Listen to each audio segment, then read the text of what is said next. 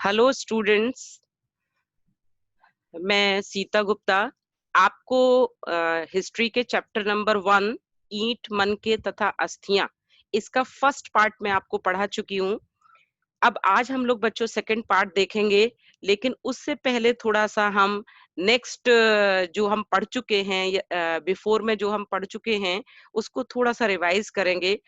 तो देखते हैं कि हम क्या पढ़ा था। हमने हमने हड़प्पाई मोहर के बारे में पढ़ा था, जानकारी के स्रोत पढ़े थे, सिंधु सभ्यता के स्थल जहां साक्ष्य मिले हैं, हड़प्पा सभ्यता के लोग क्या खाते थे, कौन से अनाजों का प्रयोग करते थे, किन जानवरों से उनकी संपर्क था, उनको जानकारी थी, हड़प्पा सभ्यता में खेती कैसे होती थी, और एक नियोजित शहर मोहनजोदड़ो के बारे में पढ़ चुके हैं। आज हमारा जो पार्ट 2 है बच्चों, वो यहाँ से स्टार्ट होगा कि हड़प्पा शहरों की जल निकास प्रणाली कैसी थी। तो ये बहुत ही आश्चर्य की बात है कि आज हम 21st सेंचुरी में भी बहुत ही हाइजीन के साथ हम शहरों में रहना नहीं जानते हैं। हमारी बहुत ही मेट्रोपॉलिटन सिटीज हैं, चाहे वो दिल्ली हो, बॉम्बे हो, इतनी गंदगी आपको दिखाई देती है कि आपको वहां का ड्रेनेज सिस्टम जो प्रॉपर होना चाहिए वो आज भी नहीं है।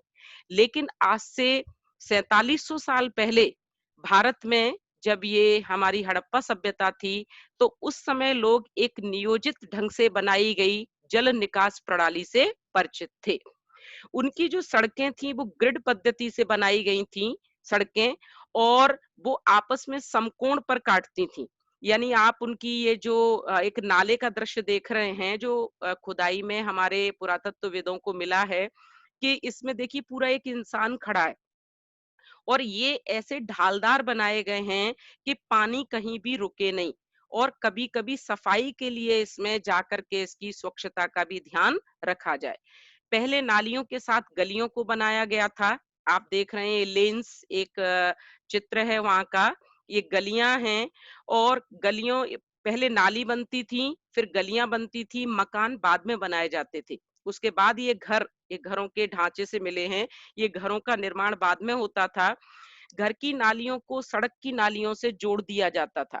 यानी कहने का मतलब है कि कहीं भी पानी निकासी की अव्यवस्था पूरी हड़प्पा सभ्यता में देखने को नहीं मिलती है। प्रत्येक घर की कम से कम एक दीवार का गली से सटे होना आवश्यक था, ताकि नाली को सड़क की नाली से जोड़ा जा सके।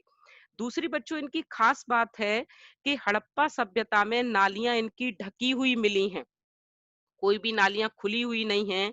यानी ये लोग स्वास्थ्य के प्रति बहुत जागरूक थे, क्योंकि आपको पता है कि गंदे नाले नालियों में पानी सड़ने के कारण, गंदगी के कारण आज भी हम बहुत सारी बीमारियों का शिकार हो जाते हैं।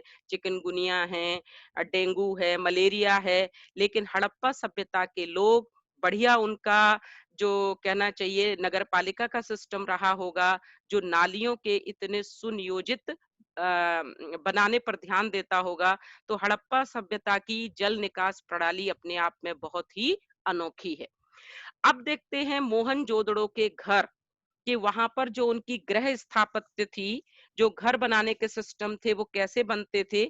और इसके ऊपर 12th बोर्ड क्लास में कई वर्षों में इसके ऊपर 3 मार्क्स का क्वेश्चन एंड 8 मार्क्स का क्वेश्चन पूछा गया है।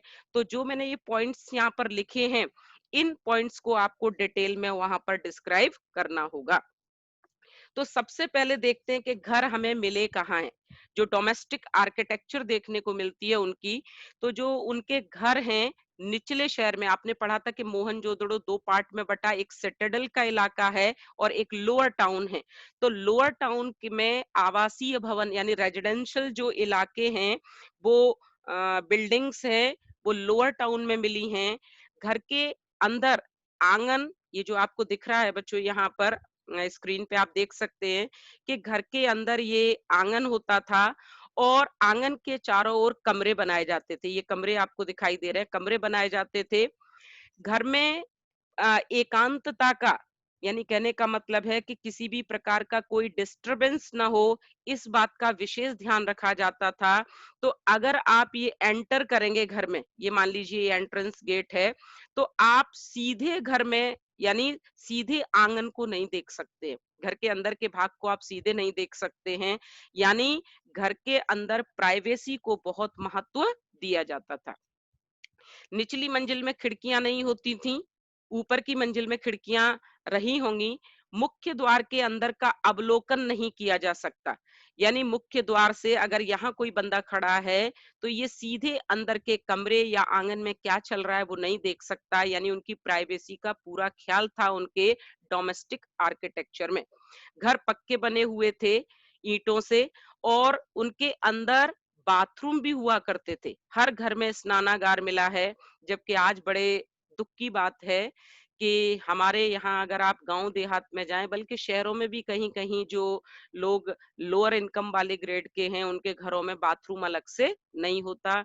लेकिन हड़प्पा सभ्यता के जो मोहनजोदड़ो से हमें अवशेष मिले हैं, वहां पर हर घर के अंदर एक बाथरूम है।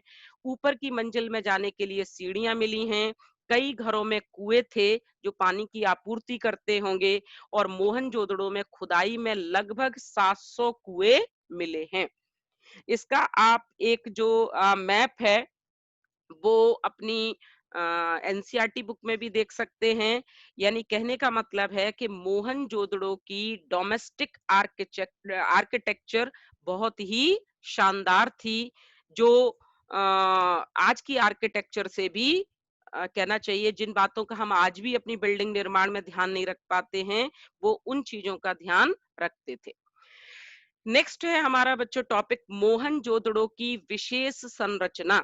यानी मोहनजोदड़ो के अंदर मैंने बताया था कि दो बहुत बड़े स्ट्रक्चर मिले हैं खुदाई में। एक है विशाल स्नानागार और एक है अन्नागार। तो इसमें हम बात करेंगे उनके ग्रेट बाथ के बारे में, विशाल स्नानागार के बारे में। ये जो आपको पिक्चर में दिखाई दे रहा है, उसमें आप देख रहे हैं कि इसकी जो संरचना है, जो बनावट है, वो आयताकार है, और इसके चारों ओर जो है यहाँ बरामदे थे। नीचे जाने के लिए आपको स्टेयर्स दिख रही हैं, ये सीढ़ियां हैं। नीचे जब उसमें जाना होता होगा पानी में स्नान करने के लिए या कोई भी अनुष्ठान करने के लिए, तो सीढ़ियां बनी हुई थी। इसके तीनों ओर ऐसा माना जाता है कि कक्ष थे, कमरे थे, जो शायद धार्मिक अनुष्ठान को करने में, या फिर हो सकता है कि स्नान के बाद कपड़ों के चेंज रूम के रूप में उसका प्रयोग किया जाता होगा। यहाँ एक बड़ा कुआं भी मिला है। इसका प्रयोग माना जाता है कि किसी अनुष्ठानिक स्नान, किसी विशेष पर्व पर जो स्नान किया जाता होगा, उसके लिए किया जाता होगा। तो ये जो संरचना है, ये उनके जो सिटाडेल इलाका है उसमें मिली है, मोहनजोदड़ो से मिली है। तो अगर आपके एग्जामिनेशन में क्वेश्चन पूछा जाता है 1 नंबर के क्वेश्चन में कि विशाल स्नानागार खुदाई में कहाँ मिला है, तो आप उत्तर लिखेंगे मोहनजोदड़ो। और अगर 3 नंबर के क्वेश्चन में आता है कि मोहनजोदड़ो की विशेष संरचना की विशेषताएं बताइए या उसको डिस्क्राइब करिए, तो आपको ये डिफरेंट पॉइंट लिख के उसको डिस्क्राइब करना होगा। नेक्स्ट हमारा टॉपिक है, क्या हड़प्पा सभ्यता में सामाजिक भिन्नता थी? सामाजिक भिन्नता का मतलब है कि जो उनका सोशल स्टेटस है, सभी लोगों का एक सा था या चेंज था? कैसे पता चला? अब 4500 साल बीत गए बच्चों, कैसे पता लगाएं कि सभी लोग अमीर थे, कि सभी लोग गरीब थे, कि सभी समान थे? कैसी स्थिति है? आज के समय में अगर हम अपने समाज को देखें तो समाज में बहुत अमीर लोग भी हैं, गरीब लोग भी हैं, मिडिल क्लास भी है। लेकिन 4700 साल पहले का कैसा पता करें? तो इसके लिए जो हमारे आर्कियोलॉजिस्ट हैं, उन्होंने कुछ वस्तुओं का अध्ययन करके इसका पता चलाया है।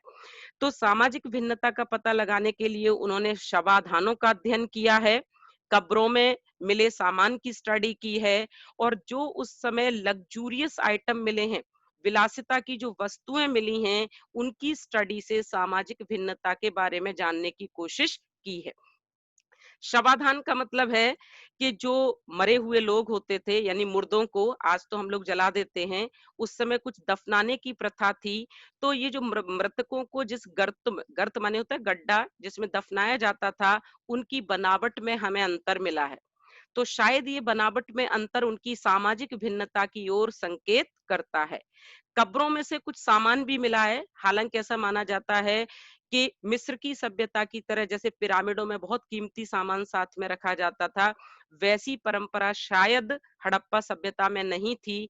लेकिन ये जो नीचे आप पिक्चर में देख रहे हैं कि शव के साथ कुछ सामान भी दफनाया गया है, तो ऐसा माना जाता होगा कि मृत्यु के बाद भी इंसान को इन सामानों की जरूरत पड़ती होगी। तो ये कुछ मृदभांड मिट्टी के बर्तन मिले हैं, आभूषण मिले हैं, तांबे का एक शीशा दर्पण मिला है।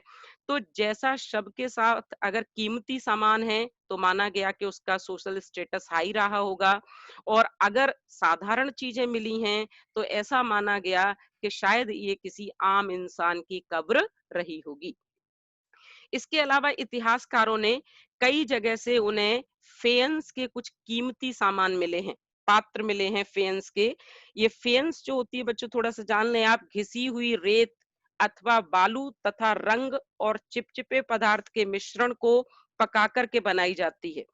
ऐसा माना जाता है कि इनके अंदर इत्र रखा जाता होगा। इत्र यानी ये विलासिता की चीज है, और इन ये दुर्लभ वस्तुएं हैं, आसानी से सारी जगह उपलब्ध नहीं थी।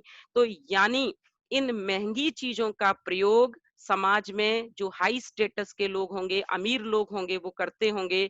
तो हड़प्पा सभ्यता में सामाजिक भिन्नता के बारे में हमें ये 3 चीजें जानकारी देती हैं।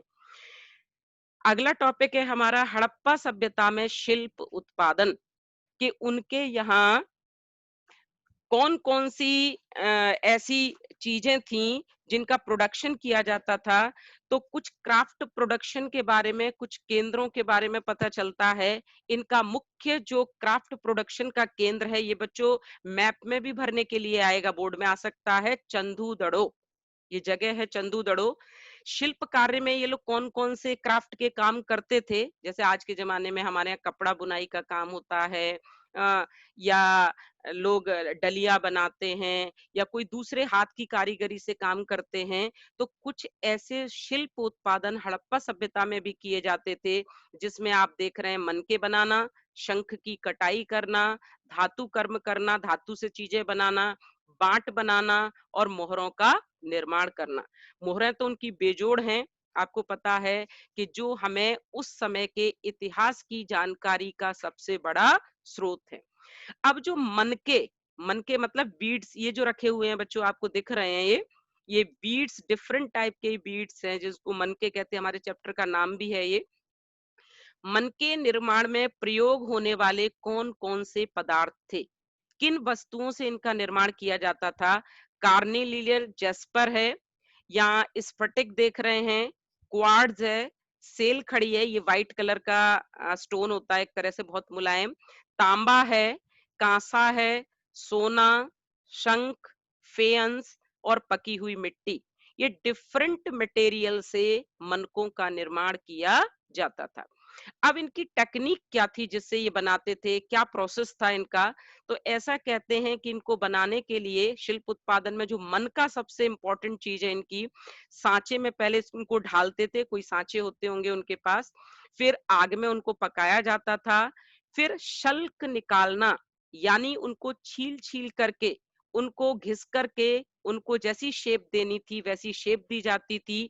बाद में उसकी घिसाई की जाती थी, पॉलिश की जाती थी उसको शाइन करने के लिए, और लास्ट में उसको होल कर दिया जाता था, और जैसा ऑर्नामेंट आपको आभूषण बनाना है उस फॉर्म में उसको फिर पिरो करके वो आभूषण बना दिया जाता था। तो ये हड़प्पा सभ्यता में शिल्प उत्पादन, चंदूदड़ो इसका मुख्य केंद्र माना गया है। अब पुरातत्वविदों द्वारा शिल्प उत्पादन के केंद्रों की पहचान के आधार क्या है, कैसे पता चला कि इन जगहों पर ही क्राफ्ट प्रोडक्शन होता होगा। तो ये 4 चीजें जो आपको दिख रही हैं यहाँ, कि कच्चा माल जहां से कुछ टुकड़े मिले हैं, जहां से कच्चे माल जहां से प्राप्त होता है, उनके जो टूल्स मिले हैं जो इस प्रोडक्शन में यूज होते होंगे, बचा खुचा जो इनका इनका जब काम होता होगा कोई तो उसका कूड़ा करकट भी निकलता होगा, तो जहां कूड़ा करकट के ढेर मिले हैं और बेकार टुकड़ों से जो बचा हुआ बेकार है उसमें से भी कुछ वस्तुएं बनी हुई जहां मिली हैं, उससे हमारे पुरातत्वविदों ने, इतिहासकारों ने शिल्प उत्पादन केंद्रों की पहचान की है। अब कच्चा माल यानी ये बनाने के लिए शिल्प कार्य में जो भी वो सामान बनाएंगे, उस वस्तु को बनाने के लिए कुछ रॉ मटेरियल चाहिए। वो रॉ मटेरियल की लिस्ट हमने अभी पढ़ी थी।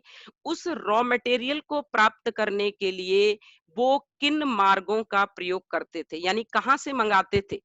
तो सड़क से यात्राएं करके जाते थे दूर दूर, और स्थल मार्ग से जाकर के सामान को लाया जाता था, माल को। नदी मार्ग का भी प्रयोग किया जाता था। स्थल मार्ग में जब जाते होंगे तो ये खिलौना गाड़ी मिली है वहां से। ये खिलौना गाड़ी इस बात का सबूत है कि ये कच्चा माल या बना हुआ सामान को एक स्थान से दूसरे स्थान पर ढोने का काम करती होगी। दूसरा आप देख रहे हैं नदी मार्ग, और तीसरा देख रहे हैं तटीय मार्ग यानी समुद्री मार्ग से भी। और ये जो सील मिली है, इस सील के ऊपर भी ये नाव का चिन्ह बना है, जो इस बात का प्रतीक है कि वो समुद्र पार के दूर के इलाकों से भी कच्चा माल मंगाते होंगे और बना हुआ सामान वहां पर एक्सपोर्ट भी किया जाता होगा। अब नेक्स्ट स्लाइड में हम जानेंगे इसके बारे में कि शिल्प उत्पादन का कौन सा माल कहाँ से आता होगा। तो पहले बच्चों समझिए कि सामान के आदान प्रदान के लिए वो लोग वस्तु विनिमय, बार्टर सिस्टम का यूज करते थे, यानी वस्तु के बदले वस्तु मिलती थी उस समय। हमारी आज की तरह ये जो करेंसी देकर के हम सामान ले लेते, रुपए दिए और सामान ले लिए, ऐसी प्रणाली नहीं चलती थी। अब हम समझेंगे कि कौन सी माल या वस्तु कौन से स्थान से लाई जाती थी। शंख के लिए, शंख उनको चाहिए होता था, तो वो नागेश्वर और बालाकोट से लाते थे। ये नागेश्वर गुजरात में, बालाकोट पाकिस्तान में। नीली लाजवर्द मणि सोर्तघई अफगानिस्तान से लाते थे। तांबा खेतड़ी राजस्थान में, खेतड़ी और ओमान, ओमान ये एशिया में है, वहां से लाते थे। सोना दक्षिण भारत से। और जो टिन देख रहे हैं आप, ये ईरान और अफगानिस्तान से लाया जाता था। एक लिस्ट इधर भी आप देख रहे हैं कि हड़प्पन सिविलाइजेशन ट्रेड रिलेशंस हमारे कैसे और कहां के साथ थे। तो स्टूडेंट्स, इसी के साथ ये हमारा आज का चैप्टर नंबर 1 का ये सेकंड पार्ट पूरा होता है। मुझे उम्मीद है कि आप लोगों को ये पसंद आया होगा। तो please like and share my video, और मुझे बताइएगा कि इसके और मैं क्या सुधार कर सकती हूँ, उसके लिए कमेंट बॉक्स में आप मुझे